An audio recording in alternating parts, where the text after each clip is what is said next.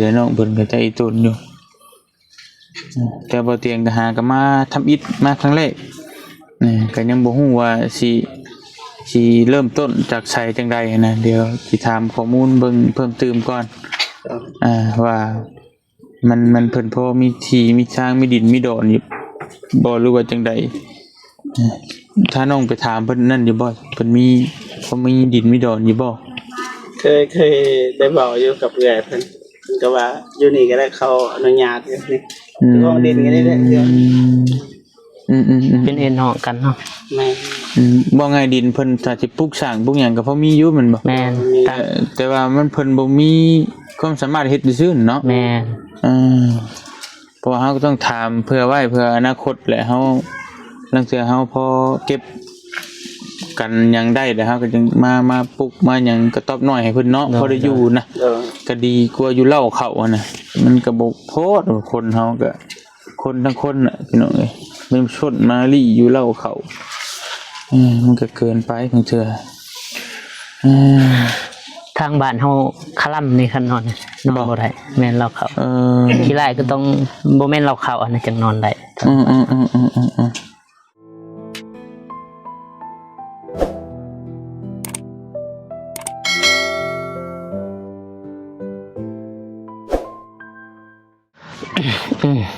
กราบทักทายสบายดีเด้อสวัสดีพ่อแม่พี่น้องเบิดสู่คน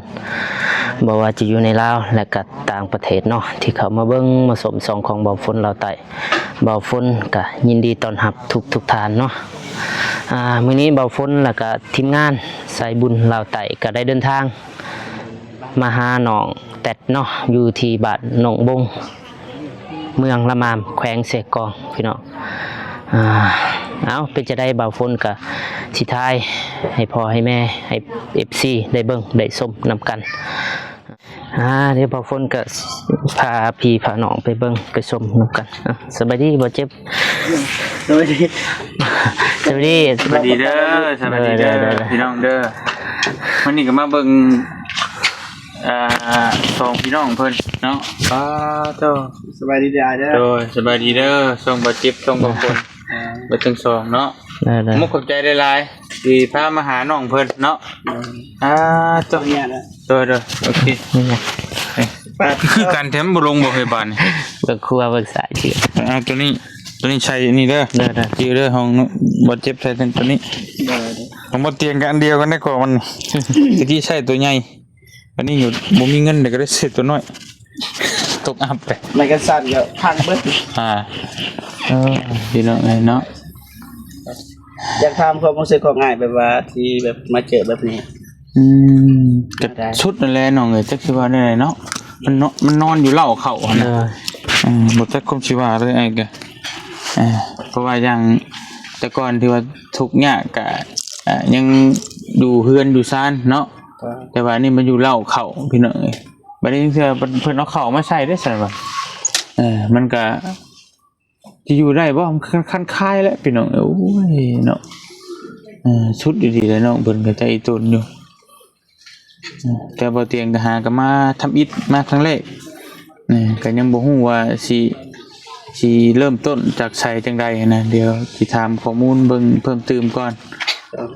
ว่ามันเพิ่นพอมีที่มีทางมีดินมีดอนอยู่บ่หรือว่าจังใดถ้าน้องไปถามเพิ่นนั่นอยู่บ่เพิ่นเขามีดินมีดอนอยู่บ่เคยได้บอกอยู่กับเอื้อยเพิ่นก็ว่าอยู่นี่ก็ได้เขาอนุญาตอยู่นี่ก็ดินก็ได้เด้อเป็นเอ็นเหาะกันเนาะแม่บ่ง่ายดินเพิ่นถ้าสิปลูกสร้างปลูกหยังก็พอมีอยู่แม่นบ่แม่นแต่ว่ามันเพิ่นบ่มีความสามารถเฮ็ดซื่อเนาะแม่นเพราะเฮาก็ต้องถามเพื่อไว้เพื่ออนาคตแหละเฮาลางเทื่อเฮาพอเก็บกันหยังได้แล้วเฮาก็จึงมาปลูกมาหยังกระต๊อบน้อยให้เพิ่นเนาะพอได้อยู่นะก็ดีกว่าอยู่เล่าเขาน่ะมันก็บ่โพดคนเฮาก็คนทั้งคนน่ะพี่น้องเอ้ยมันชดมาลี่อยู่เล่าเขามันก็เกินไปบางเทื่อทางบ้านเฮาคล่ำในคันนอนบ่ได้แม่นเราเข้าขี้ไล่ก็ต้องบ่แม่นเราเข้าอันนั้นจังนอนได้จริงๆคลำคือกันแต่ว่าบ่มีทางเลือกจำเป็นเนาะ เออพี่น้องเอ้ยเพราะว่าเป็นชนเผ่าเดียวกันบ่ แม่น อันเดียวกันชนเผ่าตู้คือกันเนาะแต่มันก็คือว่าแหละคือว่าเจ็บบ่ มันคือมันจำเป็นเด้ใช่ เด้อ เฮ็ดได้พี่น้องเอ้ยเนาะบ่เตียงก็หาก็มาเห็นทำอิดเลยพี่น้องเอ้ยน้องเพิ่นนั่งจะยอดจะเดียดอยู่นี่แหละเอาเครื่องของมามอบให้ สบายดีเนาะ สบายดีด้วยลูกสบายดีด้วยนะเอ้ย สบายดี สบายดีเพิ่นดูเนาะ ลายเติมเยอะเกิน อยู่รถนี่ก็ยัง พอได้กินเนาะบรรเทาไปเบื้องต้นก่อน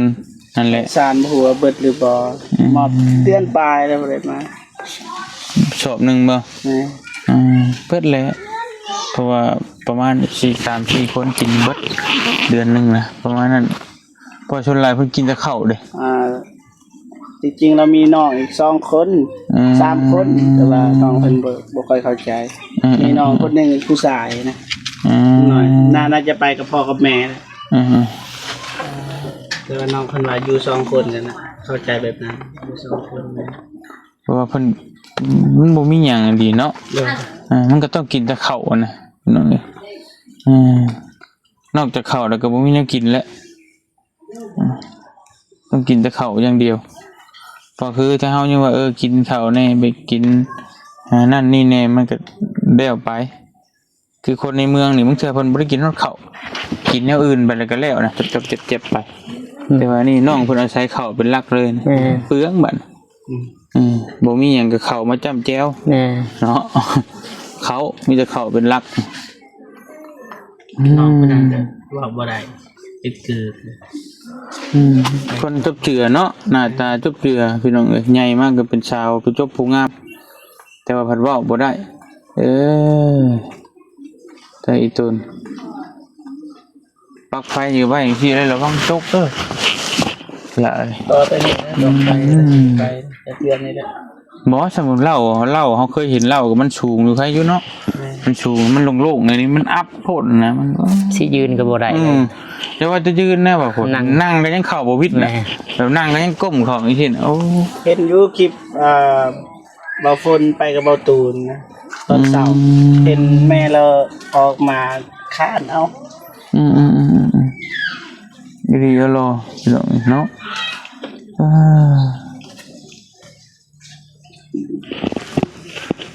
เบาฝนนี่มาล่าสุดเอาบ่ได้มาตอนล่าสุด มากับบ่ตูนล่ะ แต่เพื่อนผู้หนึงนั่นได้ถือว่าผู้ผัวตาบอดอยู่ใช่พุ่นติ ทำงาน ใกล้ๆกัน ประมาณ300 เมตรนะบ่ไกลแล้วยังไป ไม่ได้ไปหาแล้วมีตนเนาะพี่น้องโอ้บ่อยากบอกขนมนี่ล่ะกินไหมกินบ่เป็นบ่กล้ากินนะพี่น้องก็คือสิอยากอยู่เลยเด็กน้อยบ่อยากขนมนี้เป็นไปบ่ได้แน่นอนเอาล่ะกินว่าไงล่ะ จ้า จ้าเห็นเนาะจ้าแต่บ่ว่าเราหูอยู่กินล่ะเด้อกินน้ำเบิ่งดูกินให้เบิ่งอยู่เพราะผู้ใหญ่เพิ่นชื่นใจผู้เพิ่นซื้อมาให้อะเลยกินน้ำเบิ่ง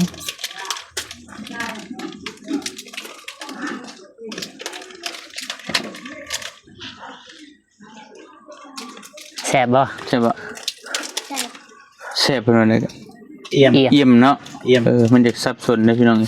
อยู่พุ่นอยู่เชฟโปนพันแอมแอมแซ่บงามเด้ โล โล โลโอ้อยู่พุ่นบัดอ้อ อ๋อ โอเคต้องเฮียนใหม่แล้วพี่น้องเนาะกินนะกินแล้วดูน่ะกินได้หลายจะได้มีเหือมีแห้งเป็นอย่างดีล่ะเนาะใหญ่มากเพราะว่าบ่ได้สร้างเป็นแท้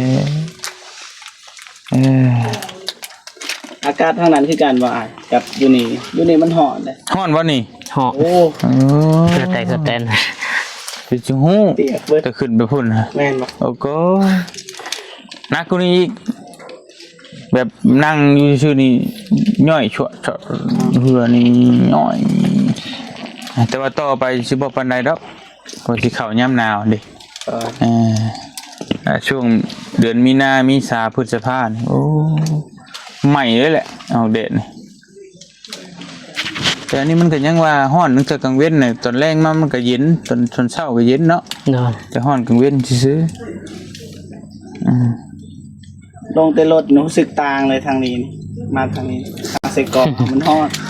เอาคล้ายๆคือจำปาสักคล้ายๆกัน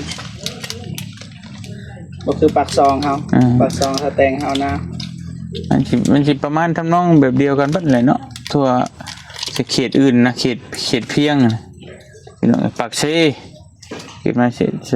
แถวสารวัตรอัตตปือแบบเดียวกันฮ้อนๆเบิดมาเย็นเนี่ยแต่ถ้าแตงไปหาปากช่องนี่แหละแม่ลงสิกองนี่ก็ฮ้อนที่เย็นๆแน่นะแต่ที่เรือก็ฮ้อนเบิดนั่นแหละขนาดอ้ายขึ้นเหนือพวกก็ยังฮ้อนเลยว่าหนาวเลยไปใช่เนี่ยแถวหลวงพระบางแถวพวกนี้ฮ้อนแบบเดียวกันนี่แหละ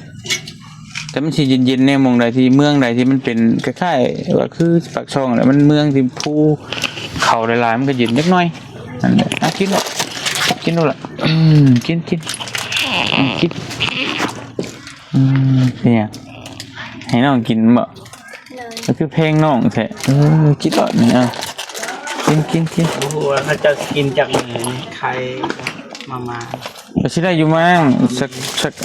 4-5 มื้อหรืออาทิตย์นึงน่าจะได้อยู่ประหยัดเพิ่นเฮ็ดหยังปัดเหาะคือปัดไว้แต่ก็วันศุกร์แต่ว่าปัดเหาะคู่จะพักเกี่ยวเข้านะเบิ่งทั้งนี้ก็เริ่มสุกแล้วได้เนาะแม่เริ่มสุกแล้วแดดมานี่สุกนายบ่เตียงก็เกี่ยวได้ครึ่งนึงยังครึ่งนึงจักคือตาหน่าโอ้ย 3-4 เฮกตาร์บ่ได้กลายแต่มันย่อมๆนะมันทงนึง 2-3 เฮกตาร์ทงนึงก็ 2-3 เฮกตาร์สินะมี2-3 ทง 2-3 ทงนึง 2-3 เฮกตาร์ 3-4 เฮกตาร์นี่ปัดโตรวมเบิ่งบ่เพิ่นบ้านเฮาสูงสุดก็มีแต่เฮกตาร์อันเว้าเรื่องให้นาเพราะถ้าบ้านอ้ายมันเพียงเลยมันเพียงเบิดเลยเนี่ยน้องเอ้ยมันเพียงเบิดเลยมันชะหันนึงหน่อยอยู่นะฮะบางคนเจ้าเดียวเลย10 กว่าเฮกตาร์ก็มีทงเดียวนะก็โอ้เฮ็ดเป็นตัวเรือไผมีนาบ่ทุกนะทางเฮามีข้าวกินแต่ส่วนหลายอยู่พุ่นมันสิบ่ค่อยมีดอกคนอึดข้าวเพราะมันเป็นผู้เพียงเลยมีนาแทบทุกคนก็ยังโอเคอยู่อย่างหน่อยยังบ่ได้กับครอบครัวนึงก็มีละ60-70-80กระสอบมานะมันก็กุ้มกินอยู่ประมาณนั้นแหละแสดงว่าเขาบ่งามแบบบ่หมายถึงผู้บ่มีชุดมันแม่นบ่มีชุดนั่นน่ะเขาหมายถึงว่าคนที่บ่อย่างบ่มีชุดอย่างมีหน้าหน่อยชุดก็ได้แล้วปีนึงก็ได้200ปลายนี่แหละ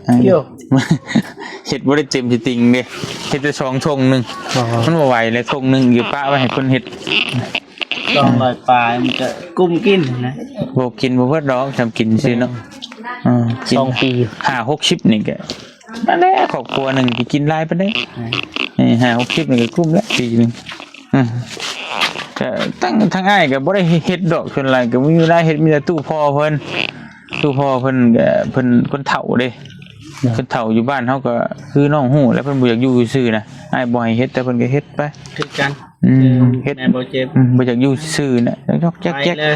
ๆประมาณนั้นแหละพี่น้องอย่าเฮ็ดพอได้กินเพิ่นว่าก็ใครเนี่ยอยู่เขตนั้นบ่ค่อยอึดข้าวอึดน้ำปานใดมันเป็นทงเพียงเบิดเลยเพียงเขตสารวัตรแบบนั้นแหละไม่ได้ทรงให้ทรงหน้าแบบเดียวกัน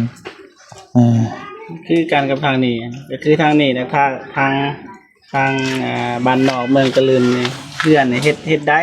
มันมีคนอยากซอยสำใดสำหนึ่งเพราะว่ามีใหม่เด้คือแถวนี้นี่คือบ้านนอกบ่มีเลยใหม่เนี่ยเนาะไม่ได้ซื้อเอาแบบนั้นถ้าอยู่บ้านนอกเนี่ยมีใหม่ไปเรือสำใดสำหนึ่งเดียวไปทางใดก็เห็นตะกบใหม่เนาะเฮ็ดสำใดสำหนึ่งคือผูกกบใหม่เมื่อวานนี่เด้เอาใหม่ธรรมดาเนี่ยมาเฮ็ดเทือนก็ได้แต่ว่าเดี๋ยวนี้ผูกพังคือกัน คิดจะไปอยู่ไอ้ก็มีเวลาก็อยากชวนทั้งน้องไปอยู่อยากไปทั้งนอกๆพุ่นน่ะทั้งเอาไปกี่พุ่นแหละทั้งไปบุกอยากไปเขตนอกแน่นะ คักโลแรกคันอายได้ไปนำได้ไปนำอาย แต่ว่าเดี๋ยวเบิ่งตารางเบิ่งเวลาอีกเทื่อนึงก่อนแล้วเฮาก็จังนัดกันทุกเทื่อนะจะได้เตรียมเครื่องเตรียมของมาใหม่ เลย จะได้ไป เพราะว่ามันอยากไปหม่องมันสุดหม่องที่คนเข้าบ่ถึงนะ แม่นทางนั้นนี่คนบ่ถึงนี่ แบบคนที่บ่เคยไปช่วยเหลือได้แบบเพิ่นแบบทุกข์อีหลีแล้วนะแต่อยู่แถวเขตใกล้นี่ก็มีอยู่ทุกข์อีหลีแล้วก็มันก็เป็นบางครอบครัวคือแบบนี้แหละผู้มีอยู่มีกินก็มีอยู่เนาะ เลย แต่มันก็ ลองไปเจออยู่แบบเขากินข้าวกินน้ำนี่ลองกินคือเขากินคือกันถ้ามิดว่าเขาแบบเขาให้แบบเขาคือทางบ้านเฮานะให้เฮาพิเศษนะบ้านเฮาก็ว่าเฮาก็อยากกินแบบเขากินนะพอดี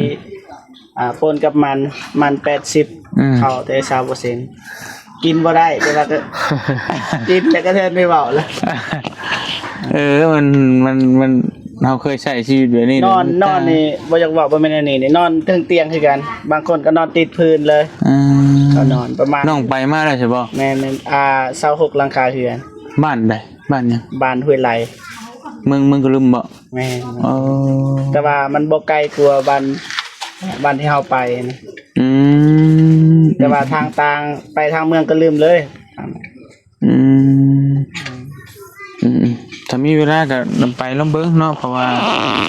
เฮาก็บ่เตียงก็มี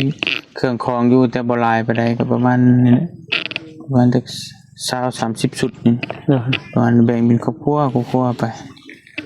ถ้ามีเวลาถ้าน้องๆว่างให้มันว่างตรงกันนะเอาน้องๆนี่วางเบิด วาง ปฏิเสธบ่ได้ โอเคจังคุยกันใช่ไหมเนาะ แต่ว่าคือว่าสิไปนี่ทางเบาฝนนี่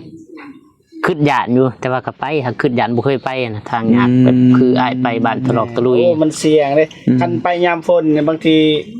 คันมันถล่มเลยตายเลยตอนน้องลงคลิปมันเด้ไอ้จอดรถไว้ปั๊บโธ่กันมันทับเรียบร้อยนี่บ่ได้ เนี่ยแบบนั้นบ่นี่คือไปเป็นนั้น อ๋อทางนั้นนี่ตาบ่ยานปานใดเขาบอกทางบ้านสลุยนะ ว่าแลสลุยแต่ใช่นะบ่ย่านแต่ว่ามันทางผู้ทางครอบครัวเฮาทางเฮ็ดได้ซะทางเอื้อยฮักพ่อฮักแม่ฮักกูทีละเพิ่นก็ห้ามเด้หลายเสียงห้ามว่าถ้าบ่จำเป็นก็บ่ให้ไปเด้ กันไปยามแรงต้องสำรวจ แม่ยามแรงยามหยังก็ได้อยู่แต่ว่ายามฝนนี่แน่ๆแหละคือย่านอย่างเดียวก็ย่านโดดดินมันสไลด์หั่น เนาะ เวลามันมามันบ่ฮู้มือเด้ทางยากก็ชื่อนะบ่ว่าดอกเฮาก็ค่อยไปก็ได้ แต่ว่ามันมาแบบบ่ตั้งตัวแล้วมันฝนตกลิ้นนี่วัวลงมาบัดเดียวอันตรายอยู่ เคยเป็นอยู่ทางกะลึงเลยคนไปใส่บ่ได้เลยมันตันเลยทางนั้นก็เฮลมีแต่กลับคืนนั่นแหละถ้าบ่มีแนวอยู่แนวกินก็อดอยู่หั่นแหละ น้องยันว่านั่นคือเฮาทูนเฮาไปมันตันทางไว้เนาะมันกลับรถบ่ได้ใช่มั้ยบ่พุ่นเจ้าเพิ่นเคยไปได้เนาะ ก็ลืมมันเคยไปเมืองก็ลืมลุย บ่ชลุยนะแปลว่ามันทางมันพอดีจะลมรถเด้สมมุติถ้าตรงไปนี่มันก็มันฝั่งนี้ก็หิวนะฝั่งนี้ก็ภูเขาชันมันเจาะไปข้างมันสิแล้วสมมุติว่าดินทับทางขนาดน่ะมันคือถอยอย่างเดียวน่ะถอยอย่างเดียวกลับรถก็ยังบ่ได้ เลยเนาะ มันพอดีลมจะรถก็สิว่าอันตรายนะ ถอยกลับไปกลับมาอยู่หั่นแหละอย่าบ่วิดอีก แต่รถตัวฝนก็บ่เป็นหยังแล้วคือ ได้อยู่ กันนะ ได้บ่ยากดอกโควิด แต่ว่าพ่อเพิ่นเคยเมื่ออยู่ทางนั้นแต่ก็บ่ฮอดสลุยมีบ้านหนึงอีกเด้ว่าเจ็บบ้านอุ้ง มันอุ้งไกลแต่ ได้สิเว้ายังรถบ่ฝนรถบ่ดีบ่แม่นพวกยังไป คือยังบ่คันไอ้เตียงบ่ขับนี่บ่ขึ้นเด้เราเจ็บหัวกับไอ้เตียงกันอู้ เสียดายรถเนาะ อยากคงให้มัน ให้เราย่านเด้เกือบตกเหวเด้ คล้ายๆแบบบ่อยาก มันไหล บ่ค่อยเหยียบเด้แบบบ่ค่อยนั่นมันก็บ่ขึ้นนะบ่เมกนะหักแตนเด้ อวกฝุ่งมันขับส่งเนาะมันเฮาก็ต้องใช้กำลังน่ะทางขึ้นเด้มันบ่คือขับขี่แล้วค่อยขึ้นก็ได้มันย่างขึ้นขี่ตีนเด้ ให้มัน จั โช ก ง รยังสิขึ้นบ่ได้อยู่ฮะจักพอดีรถที่เฮาเจอในคนบ้านพวายเข้าไปอยู่หันประมาณ5ชั่วโมงตอนเฮาไปเข้ามาเด้เจออยู่ ใส่ไผ เขาเราพวกดุมนะ ดุม นะเขาไปซอยกันพี่น้องนี่ฮะ5ชั่วโมงข้างรถ รถคนใดก็ไปเนาะ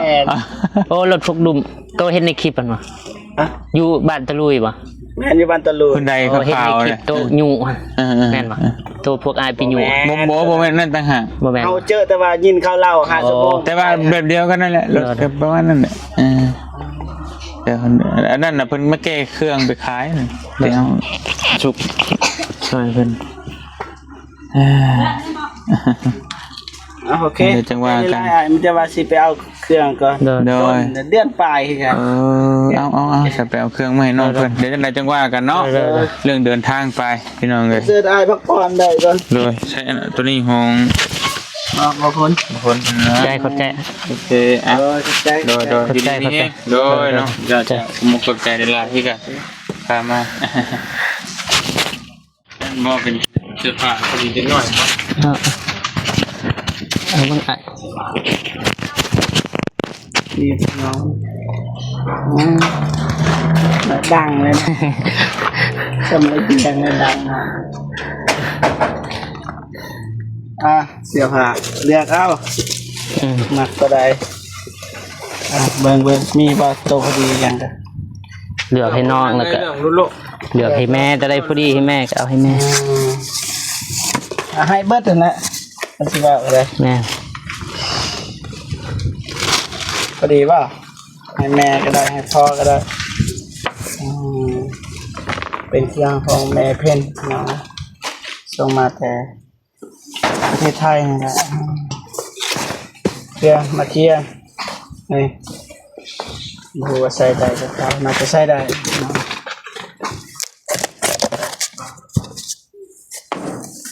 ได้เบิดนะใส่ได้เบิด เสือเล็กน้อยบ่นะ นี่ พอดีน้องคนนึง ให้น้องใส่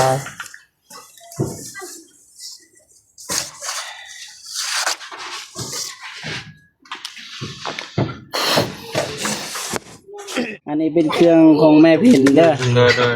แม่เพ่นมาบ่เจ้า ฟังไทยแม่เพิ่นฝากมาให้แต่โดนละเดือนหนึงเดือนปลายนี่จะว่ากับบ่ได้มาหาน้องคือฮอตอยู่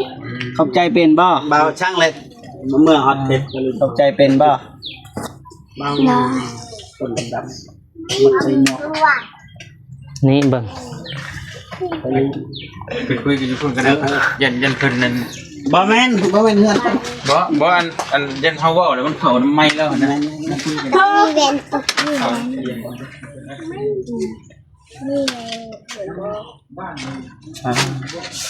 โอเคไม่ได้ว่าให้น้องขอบอกขอบใจขอบบุญขอบคุณจุแม่ๆเพิ่นที่ซอยน้องในมื้อนี้นะอวยพรเป็นบ่ เป็นต่อสุดท้าย คำว่าเป็นไอสิพาอวยพรเป็นบ่ มีบอกบอ บ่พนมมือสั่นนมมือ มีบอก ขอบใจหลายๆเด้อ ขอบใจหลายเด้อ แม่เพ่น มาพึ่ง ที่ส่งเครื่องมาให้ ที่ส่งเครื่องมาให้ จังใดก็ขอให้แม่ จึงได้คอยแม่ จงมีแต่ความสุข จงมีแต่ความสุข สุขภาพแข็งแรง สุขภาพแข็งแรง ขอให้อายุมันควรยืน ขอให้อายุมันคงยืน ความเจ็บบ่ให้ได้ ความจะบ่ให้ได้ ความไข้บ่ให้มี ความขับบ่ให้มี สาธุ สาธุ เด้อจูอ้ายก็สิกลับก่อนเด้อ เด้อ กลับ สิ ก่อ ไป น หาทางอ้ายพุทธบอด แม่ นะ มื้อหน้าก็สิได้มาอีก มื้อหน้าสิมาใหม่เด้อ เด้อ บ๊ายบาย บ๊ายบาย บ๊ายบายเด้อว่าบ๊ายบาย บ๊ายบาย เราบ่เป็นไปวันนี้บ่คุย โอเคพ่อพี่น้องตอนนี้เบาฝนแล้วก็ทีมงานสายบุญลาวไต่ก็สิได้เดินทางกลับบ้านก็เนาะมื้อนี้เบาฝนก็ได้มาอัปเดตเฮือนน้องแต๊ดอีกเทื่อหนึงเนาะพร้อมกับทีมงานสายบุญลาวไต่ว่าจะเป็นเบาเตียงทองเบาอนุ่งเบาอตูนเบาโก้เบาผู้วงแล้วก็เบาเจ็บนะพี่น้องแล้วก็พร้อมทั้งเบาฝนเองเบาฝนก็รู้สึกดีอกดีใจที่ว่าได้ร่วมงานนำทีมงานสายบุญลาวไต่เนาะ แล้วก็เบาฝนขอบอกขอบใจทางแม่เพ็ญเนาะที่ว่าได้ฝากเครื่องให้น้องแต๊ดแล้วก็ได้ให้เบาฝนแล้วก็ทีมงานเป็นสะพานบุญในครั้งนี้เบาฝนก็ขออวยพรให้แม่แล้วก็อินซีทุกๆคนจงมีสุขภาพที่แข็งแรงความเจ็บบ่ให้ได้ความไข้บ่ให้มีให้ร่ำให้รวยปรารถนาสิ่งใดขอให้ได้สิ่งนั้นเด้ออายุมันควรยืนเอาเบาฝนก็สิขอเดินทางกลับก่อนนะพี่น้องพอกันคลิปหน้าสำหรับคลิปนี้เบาฝนขอกล่าวคำว่าสบายดีเด้อ